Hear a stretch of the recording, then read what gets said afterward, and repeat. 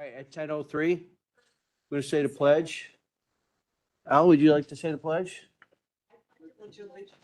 Flag of the United States of America and to the republic for which it stands, one nation under God, indivisible, with liberty and justice for all. Okay. I just want to know the time is wrong with your screen. Freeman, Roll call, please. Roll call. Okay. She called you. Oh, Freeman, oh, yes, present. Berkowitz, Costa, Here. Dean Schlattman, Hickey. Here. Mitchell, Butler. Here. We have a quorum. All right, thank you. Can I get a motion to approve minutes for January 7th? Motion Freeman. Second? Second Costa. Roll call. Freeman, Yes. Berkowitz, Yes. Costa, Hickey, Yes. Butler. Yes. Motion passes. Do we have any public comment? No public comment? No one online for public comment? Okay. Old business. Animal Protection Services. Is that in here? No. Okay. I have nothing to add to Animal Protection Services this month. But we are still looking for IGAs for a couple of municipalities, and we will continue to pursue that topic. So can I ask this real quick? Mhm. So I provided like a list of the, to the committee, I provided a list of the municipalities that have these, I guess they're called, referenced like as legacy IP or IGAs. And then I gave you a sample IGA as well, or a Mhm. blank one of those IGAs. And then also the one for rabies, that is for the village of Frankfurt as well, but that's like a limited intergovernmental agreement for rabies. So what specifically are you looking for at this point? And I'll try to rustle that up for Well, for the committee. I guess what I'm looking for is in my district, none of the municipalities were able to bring any of their animals to, the county. And I'm looking for IGAs for, some of the municipalities, for Crete, for Moni, for Okay. Stager. Because they're taking these animals in and they're in their storerooms in the back of the police station. And these people love animals, they try to find homes for them, but when they can't, I mean, what are they supposed to do? Leave them in a closet? So yeah, so we're like- looking for that. The list I gave you has like the list of IGAs that are currently in existence through, I think, 24 through 27. And that includes a Beecher, out east, Beecher, Manhattan. And that's really about it, Well, that's great that they got those. How come we can't get them in District 3? I had asked the director to be here today, so, Okay. and I had. Well, that's all I'm saying. We'll bring it up again. Yeah. So thank you, Dan. I know that she's not here from the Animal Protective Services, but we could go ahead and have the discussion. What exactly is it just Moni or is it just, Well, I think is it the whole I would- district? I mean, I'm assuming you have more than one municipality in your district. Yes, and I stated them all. So Okay. Frankfurt was one of them. Okay, so So we managed to get that one. But again, that's a limited one. That's strictly for rabies. And on- they're happy to get whatever they can get, okay? But also Crete, Stager, and Moni would also like some IGA. Crete, Staker, and I Moni. think the argument is because they do pay taxes, they do pay for these tags, the people, and they're not getting a service, for it. So So I guess the biggest question is obviously from looking at the IGAs, they have to pay into this course. service. They're And willing to. what would it take from this committee to get an IGA for them? Well, I don't want to get too ahead of myself because I've got some things that I'm trying to figure out, but honestly, like we need to either expand or purchase services from someone who can help us. Right. And there are some ideas, like, where that could happen, but I haven't finished talking to the people to see what they're willing to offer. So when that happens, I'll have them come to the committee and talk to us about it, but So, because it looks like some other municipalities do have IGAs with us, and if we are able to go into an IGA with these, 1, 2, 3, and extend the fourth, I guess it's more to Chuck. What is as a committee, how do we proceed? Well, again, I don't want to get ahead and I don't want to speak on behalf of the director. I mean, I talked with her a little bit about their space concerns over at Animal Control, and that is like apparently a very limiting situation for them, that they can't take in more animals with more municipalities. But again, I had hoped the director would be here to answer the committee's questions directly, and if it's the committee's pleasure and the chair's pleasure, I'll ask the director to come in again for next month on that, so. yeah, so I was inquiring about these for quite some time.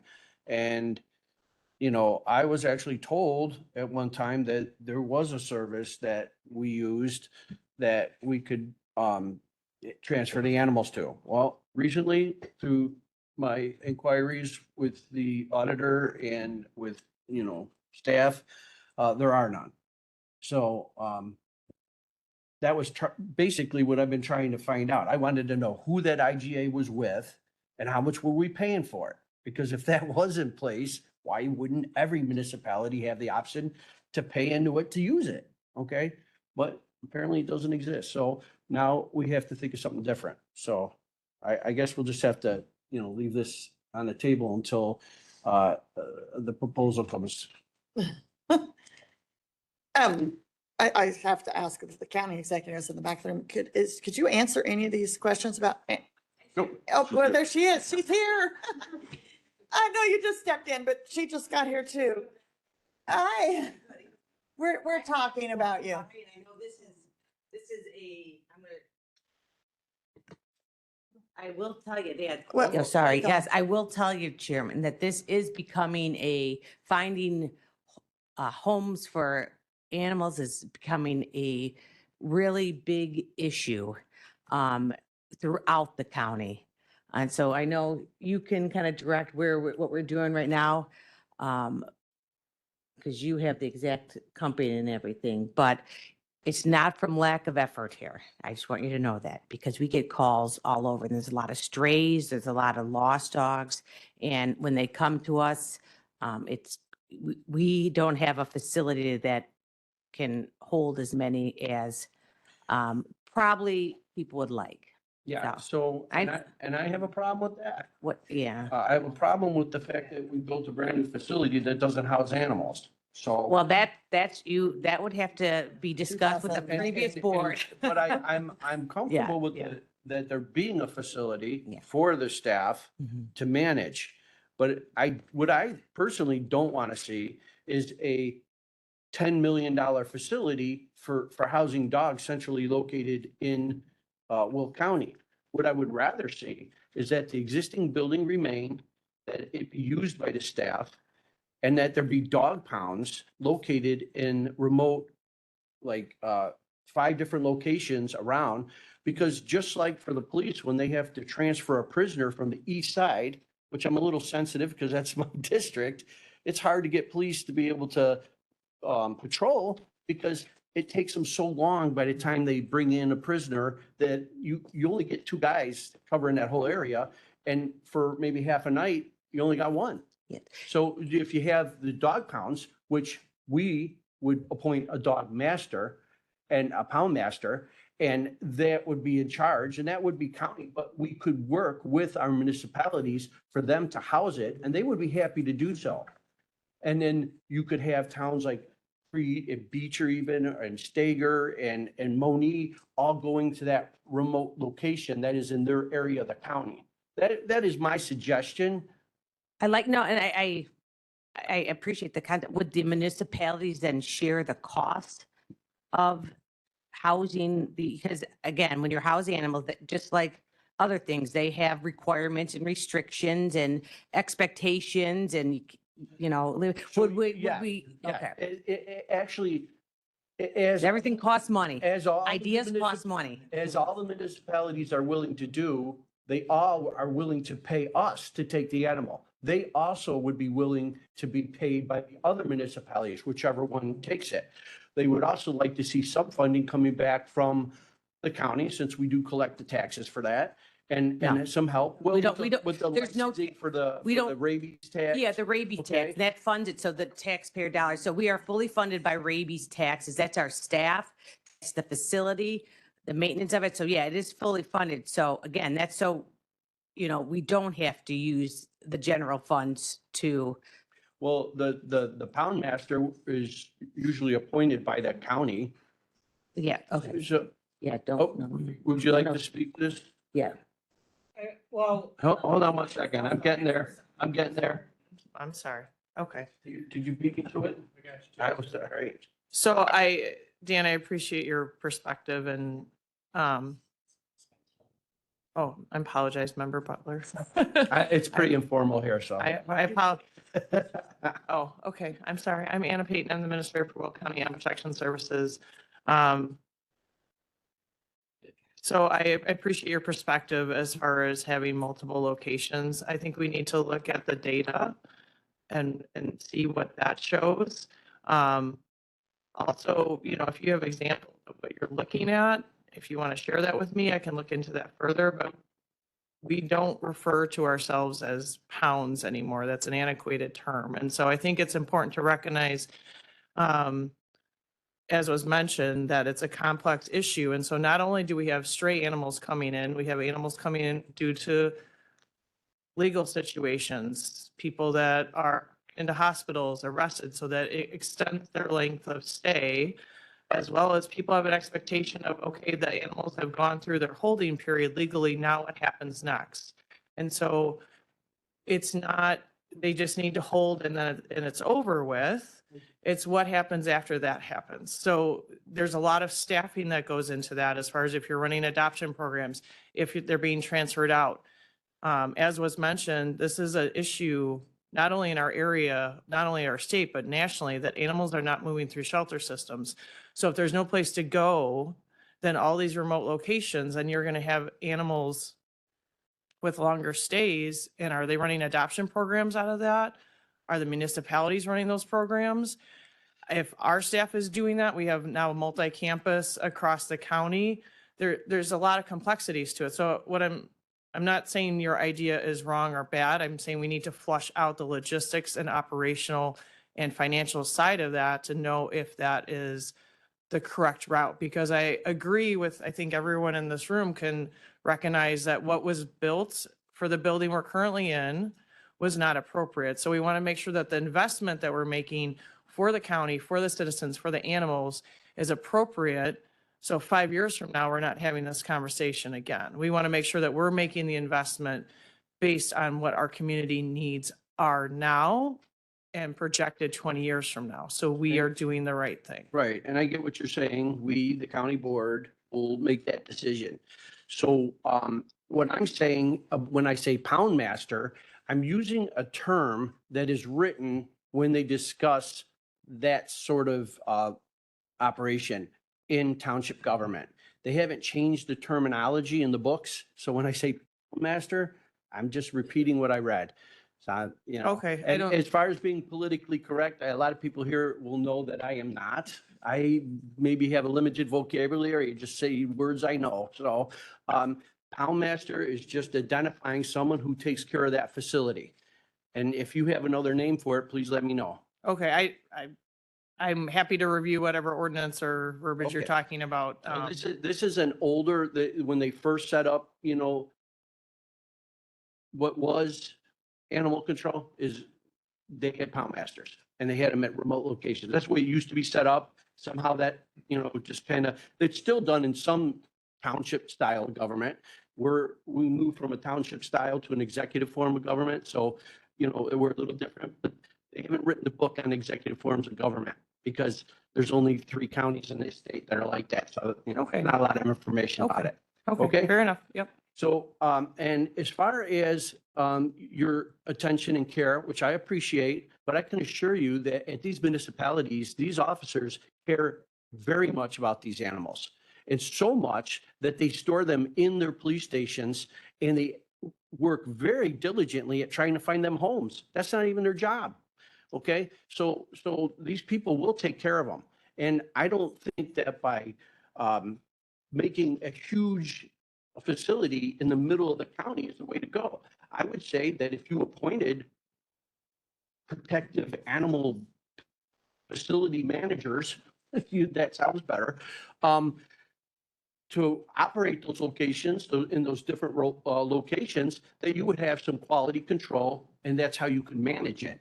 And what would be better is that these people wouldn't have to spend so much time going across the county to bring in a cat or a dog that's stray, okay? And I know for a fact in Monique, they are actually willing to do that. They have a building. This is something that they're interested in because they care so much about it. So, And I'm saying that's good that we explore all those options and go with what makes the most sense, again, from a strategic, operational, and financial standpoint. okay, so we're happy to, if you have any ideas that you want to bring to the table, to please bring them. But in the meantime, I'm going to keep pursuing a resolution to this problem because it's important to my constituents. Absolutely. Did you have anything else you wanted to present today? Well, Oh, did you have a there was- question? First of all, did you want to present today? I was just here to be able to provide information go and ahead. answer any questions that you guys may have. So, I know that we have, we send some of our animals out because we don't have the space. Mhm. Is there like a list of people we could give of providers that we could give to these municipalities in the meantime that would help? They could work it out and start paying themselves? So we've tried. COVID changed everything as far as Right. looking at vet hospitals. When we sent out a bid to every single vet hospital in our county and 0 responded. 0 have an interest in housing animals. This So is there's not this really is a the list we reality could in which share we're with these working with. 5. Yeah. So So, we're just, we are seeing an issue. We're trying to come 100%. up with how to help solve it. An IGA or something. I think it's wonderful. How would we go about? I think it's wonderful to get the data. So Mhm. how do we go about that? So we're working with GIS right now for getting heat map as far as our response calls for where the officers are going for stray animals, so we can really look at that and where those target areas are in the county.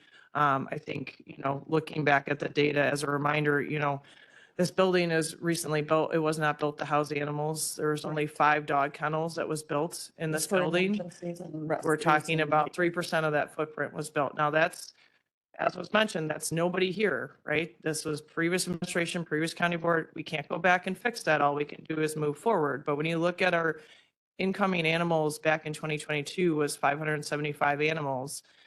And the past 3 years were 900. This is a significant increase and it's ticking upwards. So it is a critical issue. It needs to be addressed. The county is taking it very seriously. And that's why, again, we're gathering the data, gathering the information. So we make that investment, that we're making the correct So investment. do we have a rough idea when this data is going to be available to us? We're actively working on it. So I would say I would have information probably for Month or the two? next, Well, I next mean, meeting I or would 2. know, But, so, I mean, because that, you're saying that's our first step is we have to have the data before we Yeah, can. yeah. can- In order to be strategic and make that proper. And I would just say if we could just keep reaching out and if you can get a list and maybe provide it to these 5 municipalities, that might help a little bit. Yeah, too. and I had So, previously talked to them Yeah.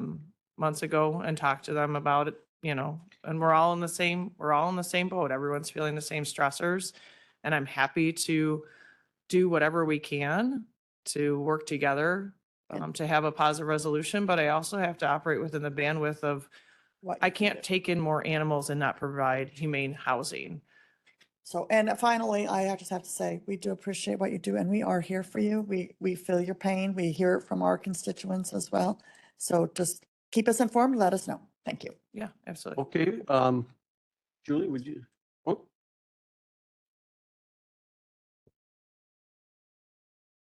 There you go. Thank you, Chair Butler. So, I understand the situation we're in today. However, I need to address the reference to the previous administration. The Capital Committee, there was a needs assessment done, a facility needs assessment done. That was done in cooperation between the consultant and Animal Protection Services. The county board members at no time told Animal Protection Services what they needed. That is not our job or our specialty. Yeah. All of the needs assessment that was brought forward to the county board was done and presented and brought to the county board. And this was before COVID. Yeah, So what we're sitting with today is a product of something that was before COVID and was done basically not by the county board. yeah, So we need to keep that.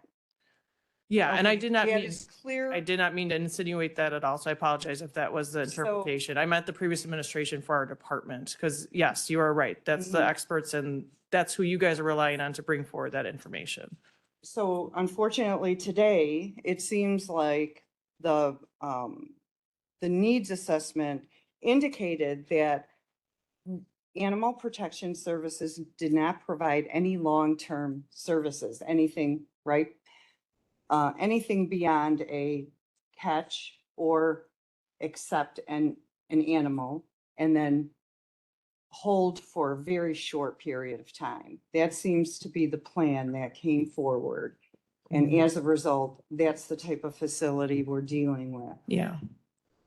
So, I think what we need to do today is we need to identify, the issue, which we're having a conversation. The facility we have is too small. Yep. It doesn't address long-term, and let's say long-term, I think, maybe 2-month care or beyond, or maybe even you might feel 1 month and beyond is considered long-term care. So that's one of the needs we have. The second need we have is how to create a process to rehome these animals that we get Mhm. and care for them and make sure that they are transferred to hopefully their proper owner or rehomed. Yeah. So I see at least 2 steps we need to address. So, and I understand Chair Butler's concerns and what he's bringing forward. Mhm. So is it possible for us to proceed on this path? I would like to have input from your departments and your organization as a whole of sort of an assessment where you're at today and where we need to go so you can do your job, which you all do so well. And that's not only caring for these animals, but your staff, your officers out there, I know for a fact, you are also helping the residents. Mhm. And when a resident has an issue with an animal, they go above and beyond to go out there and not only take care of that animal, but take care of the concerns of the residents. So in order to solve this problem and do it the best we can, and help you do your job, would it be possible for you to assemble a report for us and go through? I'd like to know, now, I think I understand where you're at today, but give us all those details and all of those facts. And then what sort of a plan do you need to succeed? Because at the end of the day, We want you to succeed, and we know that the people that are going out there and answering those calls, whether it be in the administration building or the actual officers that are out there. And another thing we need to realize is there's a personal risk when you're dealing with animals. Mhm. And I think that's something we don't acknowledge. So again, Julie, can I So- mention something to you? certainly, so that is my ask. And So honestly, I could appreciate because we would want Animal Protection Services input on anything because they are the experts. But at the same time, we're pretty important when it comes to how this thing will proceed. And there's a lot of other things to consider. So I think this committee, taking in as much information as possible and then being able to make a recommendation to the board is kind of where the decision making and the direction is going to come from. well, So- can I wrap it up then, Dan? Okay, but Okay. just so you know, I got like a whole Okay. thing here, 30 minutes. 20 seconds. Okay. As a Okay. board member sitting here, Mhm. my best decisions can only be made by getting the information and the facts from the people. This is their world, and that would be our Animal Protection Services. So that's, I can't make a good 100%. decision without their input. I agree. Yes. Thank you. Just for closing, I'm just curious. Did anyone from when we were doing this facility assessment, did anyone reach out to you to tell you ask you what your needs were? I wasn't here. Well, I'm just saying, they don't have, well, I thought you were having a facility assessment Oh, done for now. this one, yes. Yeah, It's- so we're having one done currently, so I'm just curious why no one approached you, because this is a big I was problem. talking about the one that the Oh, it- facility needs that just, I don't have my. I mean, line. you were on the map. You were Okay, identified. okay, I buildings, thought but you were talking Yes, about the yes, no, previous. it's Referring to the one that just got completed and you are on the list as Yes. a need, but your building is new, so it's not, the facility itself is too small, but it's still new, so So- it's. So we're Yes. fortunate we have the chair of, Capitol I thought here, you were so. referring to the old. Yeah, I thought you were talking about the old No, one. we So just did a new one, so Okay, I just think yes. that maybe in that process, they could get information from you, but did. I want, just as a fiscal conservative here, I just want to say that it would not be my goal to create this huge facility to hang on to animals that we already don't know how to get rid of, okay? It's a problem that we certainly could get rid of them, but we have no one to give them to. That's the problem we So- have. So I'm not looking to create a bigger facility to house animals. What my proposal would be is that we work with the local areas and let them create pounds and maybe there's some sort of incentive that we could help them with, because I know that in District 3, they are willing to do something. So that could be an immediate solution to a problem, and it's not a burden to us. You, as Animal Protection Services Director, would manage, because those appointed, if I may, pound masters would actually be under your supervision, okay? But the municipalities themselves would actually be responsible for the animals. And so we don't have to accept that liability. And it doesn't take away, and your building works fine for managing animals. Because right now, even what you do now, you have to admit, it's not suitable for the animals that are there. no, it's The not. animals that are there are not even being kept in a place that has proper or adequate ventilation. No, They're in a garage. it wasn't built for that purpose. So Exactly. we're in agreement with that. Okay, Yep. so that's what I'm saying is if we have a municipality that is willing to provide a building and a service, we should definitely consider that. So, but that's for areas that we're not currently serving through IGA. So if they're willing to do that and they have the staff and ability to do that, why aren't they doing that independently? They wanted some help from the county to know, because they're going to be dealing with animals from the unincorporated areas, and that something has to be worked out. But we handle all incorporated areas now. But you don't, because We when they do. take the animals in, you don't accept them. No, if it comes within village limits, we don't accept. If we don't have a contract with them, we can't take from other areas that we're not responsible for. We do You cover don't the have the entire. ability to take in one more animal. I mean, seriously, I've been to that place. I've seen it. You're You- correct. You have no, actually, if we were to go through there, I would wonder if it would meet the standards for housing animals. Okay, so I'm saying we don't need the liability of storing thousands of animals, okay, for the whole county. We would be better to keep it strictly management and have remote locations and work that way. Okay, I appreciate your perspective and your feedback. Again, we do handle all unincorporated areas now. We are providing service to the entire unincorporated Will County. So I just want to make sure that's clear. And I appreciate your comments earlier, and I'm in agreement, and that's what we're going to be working on over the next couple months, is really having that needs assessment, that space assessment, so we can be wise with what we're doing and moving forward. So I appreciate you calling that out. Thank you. All right, well, thank you very much. I think, are you speaking on public comment? Because Facilities, needs assessment that we're it's not really the topic of, unless it's about animal control. Correct, it is. Okay, let's see.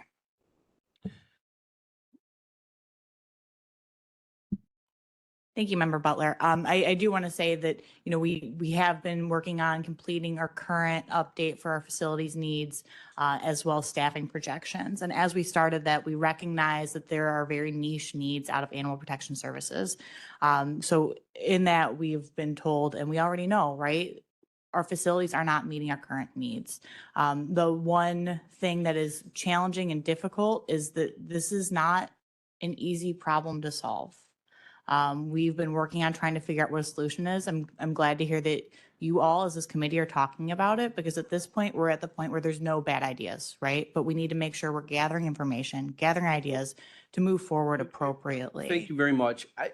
I appreciate the public relations standpoint that you're bringing to the table, but if this discussion's over, we got a lot of people that are waiting here, so. So the I one, just wanna- Member Butler, please, I may just It add. doesn't. As we are moving forward through this process, we are really hoping to find someone that's going to be able to provide quality recommendations that takes a look at everything that you guys are talking about. So what you guys have talked about today is valuable and meaningful, and we can absolutely take into consideration as we move forward. So I apologize for taking up time. All right. Thank you, Anna, for Thank you. coming. I appreciate your time. Anytime. Thank you. Okay. Any other old business? Okay. Any new business?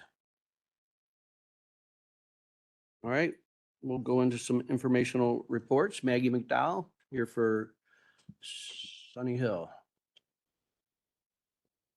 You got this?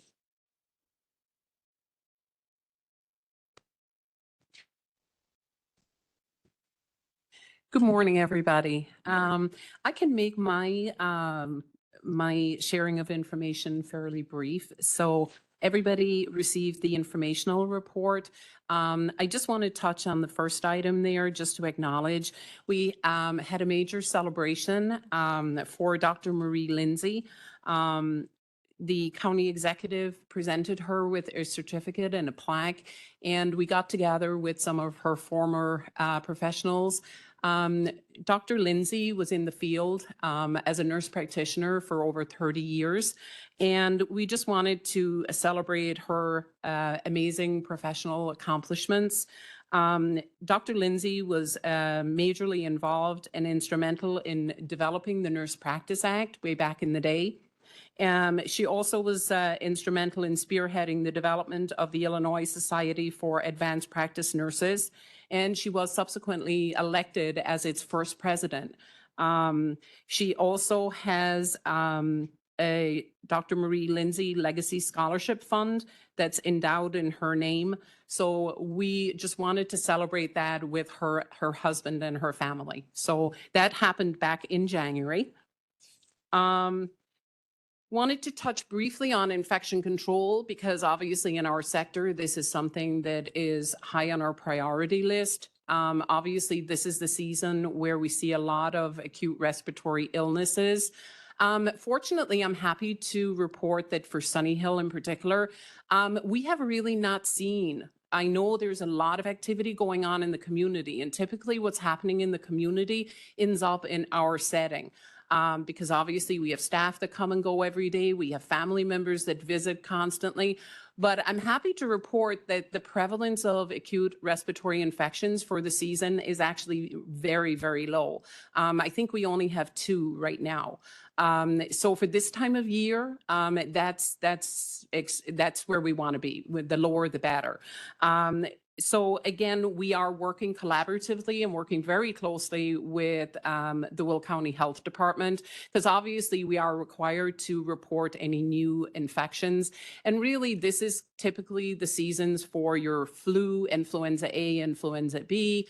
You know, we have RSV, but I think the prevalence is pretty low. And of course, COVID is still circulating. It's still a thing. But like I said, we're not seeing the numbers. You're hearing probably in the media that there's prevalency that exists in the community, but for our particular community, the numbers are very low. And then specifically, I think one of the major contributory factors to that is infection control, the vaccination that occurs that is required, that's regulated for the facility. And again, I have included some of the metrics with regards to where we are with that in terms of, you know, 50% of residents received the new 25-26 COVID-19 vaccine, and then 50% of the residents declined, which they have the right to do. And then 1 resident did have a contraindication, so obviously they weren't included. Our flu vaccine for our residents, 70% of residents received the flu vaccine, 30% declined, and we had 2 residents that had contraindications. For RSV, 65% of residents received the vaccine, 35% declined, and 1 resident had contraindications. And again, we also look at pneumonia because, again, a lot of, as our residents age, they're very feeble, very fragile, so they end up contracting pneumonia. 76% are up to date with their pneumonia vaccine, 24% declined, and again, 2 residents had contraindications. So those numbers are reflective, I'm sure, in terms of the prevalency that's occurring or not occurring within the facility currently. And then I just included, you know, we collaborate very closely. Our main feed hospitals are St. Joe's and Silver Cross. We are part of the Silver Cross post-acute network. And our admissions coordinator, marketing coordinator did attend an event, resource fair there, just to kind of get our and meet with some of the community entities that we deal with on a day-to-day basis. And last but not least, I just wanted to acknowledge again this group, the county board that attended our recent governing advisory board meeting, our annual meeting. So again, thank you for your support and for your participation in that. I do appreciate it. And that concludes my report. If anybody has any questions. Micah? No. Oh, all right. Great job. Are you just on it all? All right, Thank you. you got it. So with respect to the people that decline vaccinations, do they have to sign like an AMA?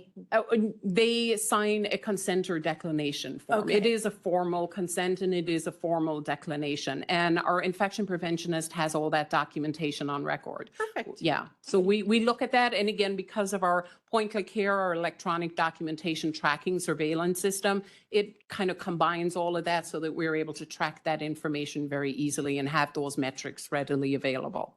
Perfect. Thank you very much. All right, well, that looks like it. Thank you very much. Okay, thank you. Appreciate it.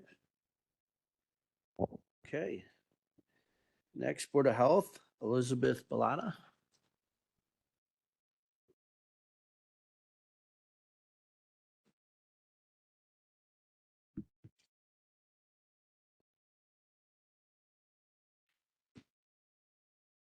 Good morning, Elizabeth Milano, Will County Health Department, and I have with me Caitlin Daly, who is our MAP coordinator. In my report, I don't have too many things I was going to highlight because I was going to turn it over to Caitlin. So, but our elevator has been fixed, and I wanted to, it's been out since November 3rd, and thank goodness, because now I have a foot ailment here. So, but thank you to the county board and the county facilities, and of course to Cindy Jackson, who is our Director of Administrative Services, for really working on that. You can also see that we had numerous safety updates. We somewhat gave a summary of all the safety accomplishments, but in the near future, we will be presenting you with our annual report. Our annual report is due by March 1st, so we are currently working on that. And once that is completed, you'll be able to see all of our numbers for 2025. Health equity has been extremely busy. We've been working with our local legislators on bills. One currently that we are working on is for the local health protection grant. There's a House bill and a Senate bill that is out to increase the amount for local health protection. I also wanted to point out that Family Health Services has been extremely busy in immunizations and communicable disease as they investigate different illnesses throughout the county, and that January was Radon Awareness Month. So there is information in your packet regarding radon, and we actually brought some more brochures and put them out in the hallway. But yes, $8 to purchase a radon kit to test your home. But the reason I brought Caitlin is that we finished our I-plan, we submitted it to the state, we got it approved, and our initiatives are underway. So she was going to give you an update, and I did provide some handouts in your packet. So I'll turn it over to Caitlin. Am I on? Can you all hear me okay? All right. Thank you, Elizabeth. Hello, board. It's nice to see you all again. And I'll do a quick overview. I'll kind of talk through both of the reports I provided, and for people in the audience or maybe in our listening space who aren't already familiar with my program, it is called the MAP Collaborative, MAPP. It stands for Mobilizing for Action Through Planning and Partnerships. It is a community health improvement framework that health departments and hospitals across the nation use to complete their required community health needs assessment and improvement planning priorities. The collaborative is where the magic happens. It brings together, of course, public health, our health systems, but also the community partners, local government, non-for-profits, and residents as well to really not only contribute to the priorities, help identify them, but then take ownership and really drive home these strategies because they are the true experts. Looking at our Community Health Needs Assessment and Improvement Plan, I'm going to get into some acronyms: Community Health Needs Assessment, CHNA, or the CHA, and then Community Health Improvement Plan, the CHIP. When we, the health department, turn it into IDPH every 5 years, we put both of those in one booklet. It is called the I-Plan. I have hard copies here for you all to take home and flip through and mark up. The needs assessment is going over all of our data, qualitative and quantitative, looking at our public health system strengths and weaknesses, looking at all of that chronic disease and social determinants of health data, and then also bringing in resident voice through focus groups and just hearing from the community and what the priorities are. In the I-Plan, you're going to see the needs assessment, the first half of the report, the implementation plans and the strategies in the back half. The front half of that report is a very, please, thank you very much. Oh, it's my information's on the reports. I also have business cards here. But there is a larger needs assessment report. I think I have it down to 20 pages in here, but the larger one is 180 pages. I have hard copies if you would like one. Otherwise, if you go to the MAP website, you can find the digital copy on there. And let's see. And then, like Elizabeth said, we just submitted our report and it was approved by Illinois Department of Public Health, and that is our 6th iteration. We have been completing this process as a collaborative with our partners since 2011. And then kind of getting into our action teams. This cycle, we have identified 3 priorities: access to food and nutrition, maternal and child health, as well as behavioral health and substance use. Each priority is then supported by an action team. That's where we bring in all of our partners and our local experts to really take ownership, like I said, of those strategies and provide their feedback. The action teams meet regularly, mostly monthly, some bi-monthly, to collaborate across the sectors. They review local data, share out lived expertise, coordinate on those grassroots initiatives that we've identified, and then they focus on improving those poor health outcomes and improving access to services. And then the great thing about the action teams is participation is very flexible. We are very welcoming. You're welcome to come and go, ebb and flow as your schedule allows. And then I just wanted to share out some of the wonderful accomplishments that we as a community have accomplished over the last 3 to 5 years, looking at our previous cycle. There's very many things here. I won't take up too much time, but expand access to micro pantries, community gardens, mobile pantries, the Find Food Access Map, the ARPA Food for All grant, our health system partners doing food as medicine, screen and intervene, board member Butler's your advocacy with the NACO policy. We've increased insurance enrollment, strengthened care coordination between all of our health system partners, expanded low barrier access and capacity to our shelters, achieve reductions in homelessness. We've established our community mental health board that's making those incredible investments into our behavioral health system. We've done anti-stigma campaigns, expanded Narcan policies, so many more incredible things that I wasn't able to fit on my little note sheet here. But as you can see by that expansive list, the magic is in the collaborative, the collective impact. I'm here to support the action teams and the partners, and it's truly everything that they bring to the table that makes all of this possible. Thank you. One, just real quick. Yeah. I didn't mean to project that I wanted everyone to not talk long. If you're on the agenda, feel free to just present. I was wondering if you could maybe talk to us a little bit about the county funded community kitchens, the infrastructure and all that, and maybe something about the River Walk. Oh, absolutely. So I have 2 locations. Well, the ARPA grant, where United Way of Will County is the fiscal sponsor, and then my sub-grantees are New Hope Christian Church in Moni, Riverwalk Community Homes or Holston Human Capital Development here in Joliet, Salvation Army Joliet, and then, oh my goodness, National Hookup of Black Women in Joliet as well. Each got a little bit of money to kind of build infrastructure in alignment with our previous assessment, feeds into the new one. But the 2 locations that decided to run with the community kitchen and our areas that had the least access would be Holston Human Capital Development, as well as New Hope Church in Moni. New Hope's Church, their kitchen has been up and running for about a year now. I think they had their grand opening ceremony last summer. Since they've opened, they've been really able to expand their Meals on Wheels access into the eastern part of the county. They have this beautiful kitchen with commercial grade equipment. And they even recently got donations for refrigeration and warmers outside of the grant. So they've really been able to kind of take that under their belt. And then some initial programming that they did was within their youth ministry, Blessing Upon Blessing, when they opened the kitchen. A Cordon Bleu trained chef also joined their ministry as well. So she took the littles under their wing, and they had weekly classes for about 4 months or so. And they finished the project, I want to say, it was before the holidays, maybe in October, and the kids did a whole project where they made like an appetizer, a main course, and a little dessert. So they're looking to expand that in the new year. And then Riverwalk Homes, they just got their big chunk of money. They're going to be kind of finishing out like the plumbing, the electrical. And when they have that kitchen up and running, it's going to kind of work in conjunction with their pantry. They want to have access for their seniors and people who are experiencing illness, who have that early access to the pantry, to then be able to kind of go into that community kitchen, maybe learn some recipes and some little cooking tips and tricks to be able to use everything that they're getting out of the pantry. They hope to be able to roll that out by the summer. Awesome. Yeah, absolutely. Micah, would you? Yes. So you're awesome. Thank you. I Thank think you. I've told you that Thank before. you. And you said you brought some cards with you? I do. I would encourage you to pass those out, and I would encourage everybody on this committee to reach out to her and ask if you could be part of the MAP meetings because you can do them all online and they are very informative.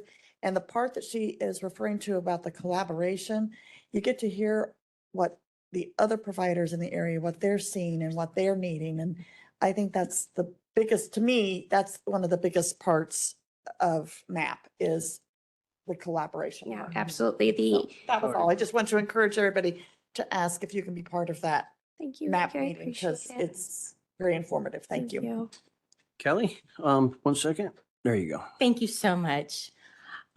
I would like to thank both of you for allowing me to attend your meetings and float in and out as I have. And there's a new format at the health department for their For our Board of Health. meetings. Yes, I have nothing to compare it to, but I think it went great. And I just have to say, it's so great to see professionals who are so passionate about their area of work. And thank you for everything you do. Thank you. Thank you. Thank you. So before I wrap up, I do just want to leave you with 3 little pieces of information, just an ask of you all.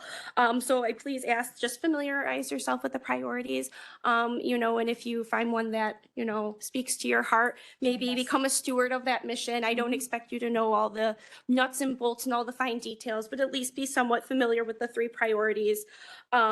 With the new I-Plan, Ashwarya and myself are really focusing on the first half of the year, building relationships.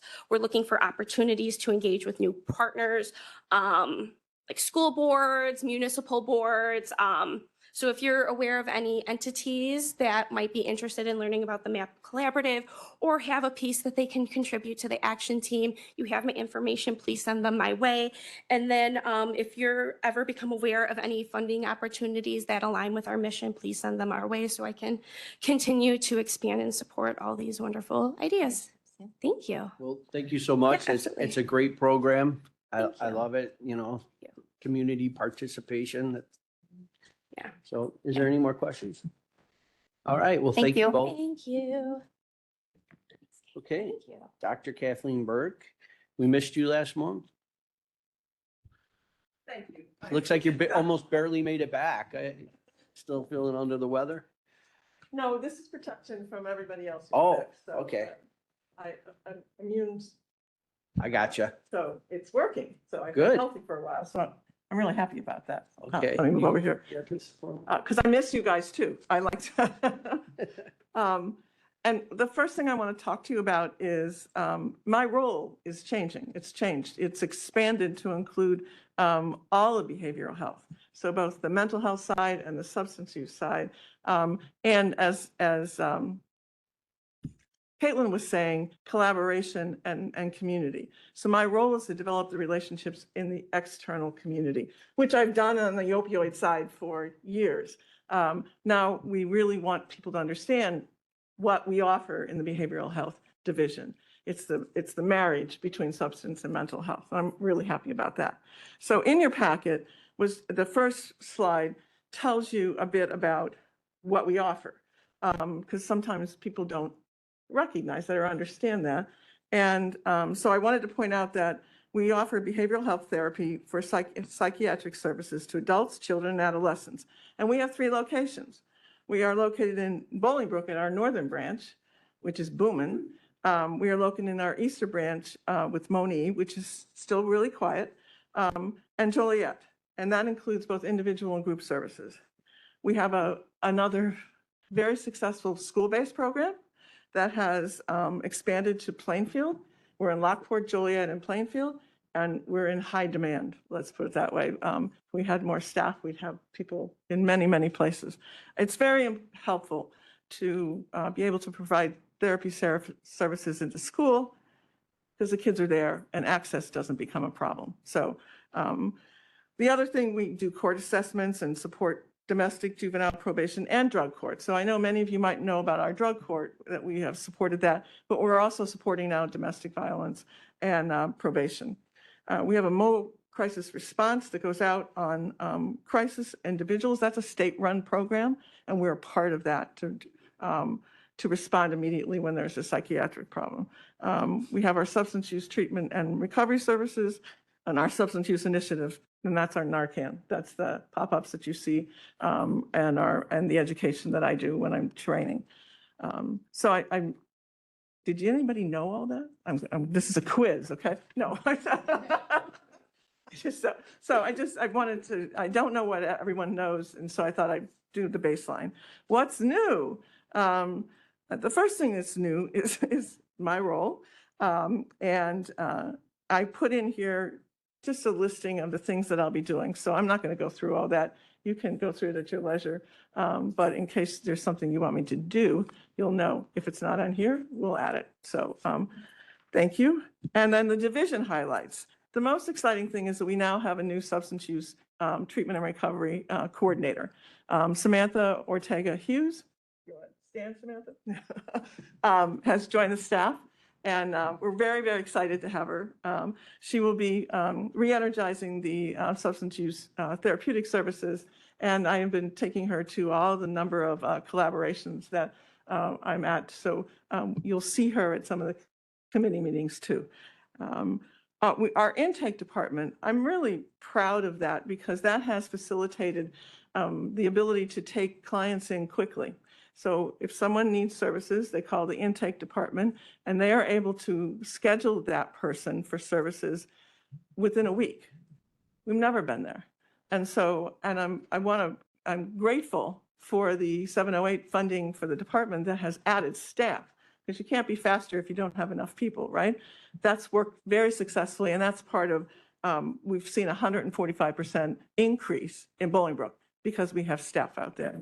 And we have bilingual staff too, so that's expanding. And then we do, of course, we introduce peer support, and we have a walk-in. If you need services and you walk into our division on 2 days a week, we will make every attempt. We have 2 therapists committed to that to see you right away. And so we are working very hard to be accessible and to be flexible and to meet the needs of our community. The next slide is about Narcan. We continue to successfully distribute Narcan. We were in 47 different locations in January, and we've distributed 1,058 boxes so far this year. People are calling me now for Narcan because it's expiration dates.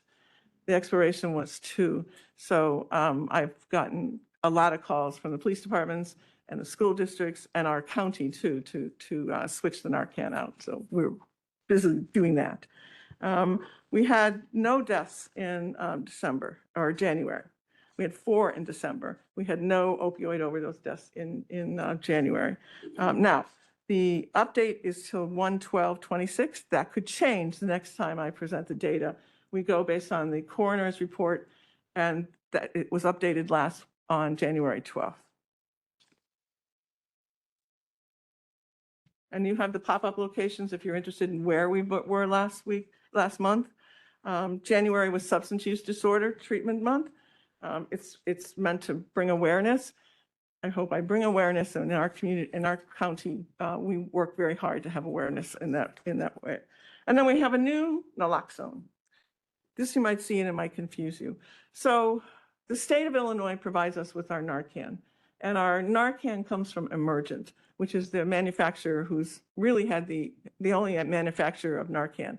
They've now, the time frame for them being able to own that patent expired, and now other people can get into the business. This company has now developed naloxone, and it's going to be offering it, especially since you can buy naloxone over the counter now. So that expanded the marketplace for these folks. Our state, where we get it, has decided to offer both the Patagus and the Narcan. There's no difference except the boxes, and the applicators look exactly the same too, except the plunger is white in Patagus and the plunger in Narcan is red. I like the red one, but that's the only difference. There's no difference in the product at all. And that's my report. Any questions? I know that Illinois passed the law for libraries having to have this, the Narcan. Have you reached out to let them know you can provide it, or is that your role? We've or- covered every library. Okay. We taught libraries years ago, and we continue to have a positive relationship. And so I went down the list and contacted all of them in December to make sure they had Narcan, and they all did. And they were trained. And so we took care of that. I figured you would. I just had to ask. Thank you. Any other questions? Do we have any indication if opioid use is going down at Well, all? so nationally, it's declining. Locally, we've gone down for deaths 54%. So we had a significant decline in opioid overdose deaths. And the trend in Illinois and nationally is that it has declined. It's a good thing. And there are a couple reasons for that. We've been putting programs in place to facilitate that. The Narcan is one of them, but also the police departments have been focusing in on stopping the flow of opioids into our country. That seems to have had also a significant impact. Now, what we're afraid of is that what they stopped was the products that go into fentanyl. So there's all different chemicals that go into fentanyl, and they've been able to stop that. Well, what I'm worried about is that heroin's going to become popular again because it doesn't need all those chemicals. It's homegrown. We're hoping that the things that we've put in place will prevent that, but also, especially in Will County, we've improved our services, access to services. So if people can get help, which is the ultimate goal, that's what we want to do. And that's what we've been working on for the last 8 years is accessibility. Well, let's hope that some of the tightening of the borders and not allowing a flood of traffickers coming in is going to have a little bit to do with that as well. I'm sure I think it's the helped. DEA's done a really good job investigating where the fentanyl's coming in. Again, the chemicals that float, I know they cut off the chemicals that flow to Mexico, and Mexico's where the people are bringing it in for. So they've been able to hone in on the suppliers. And I'm a big believer that it's always a supply and demand, that you have to address both sides or you won't see the big improvement that we've seen. And so as partners, we've been able to do that. On the bright side, with if the supply is going down and the use is going down, maybe on the other side of your job, it'll give you a little bit of leeway to actually make some improvements, because we all know when people are doing drugs, they're not as it's not as easy to help them. But if they're not doing them, you can have much more effect when you're working with people. Well, our therapeutic program will be connected to our mental health program, so you have the co-occurring. So when you have people with a substance use problem, often they have also the issues that you're talking about, mental health issues. And we are working really hard to have a co-occurring type of treatment so that we have therapists on both sides working together. And just so you know, the things that affect that are housing, are jobs, and there are a lot of things going on in our community regarding that. Any questions? No more questions, Kelly? Okay. Thank you. Uh-huh. Oops, Anticipated do the it. I fact that I did. would have a Sorry. question. Now I Tim love and it. me are working against each other. I know you said all the libraries in Will County does that include the Naperville 95th Street? Naperville's out of Will County. Okay, but the 95th Street is actually within, you do, okay, because I haven't seen it. And I just sent something to one of the city council members and asked them if they have. Oh, okay. There's not a red box there then. Okay, perfect. No, I'm not referring to red boxes when I say 100% people have it. Okay. I'm referring to they have Narcan on site, but their staff is trained to use it. It has nothing to do with the public. Okay, perfect. No, I appreciate that. And I know that Wheatland Township is covered because we have the wonderful Bill Green there who makes sure that everyone knows how to use it and has access to it. And he called me to make sure that I was replacing mine. So He is. he's a hero. treasure. He's been Yes. practicing for years. And, you don't find that in a lot of communities, especially as large as that area. So he's a trooper. We appreciate it. He's a hero to us. Thank you. Well, thank you very much. Thank you. Do we have any announcements? I have no reports. There's no need for executive session. Can I get a motion to adjourn? All in favor? Aye. Oh, next meeting, I'm sorry. Thanks. Next meeting, March 5th.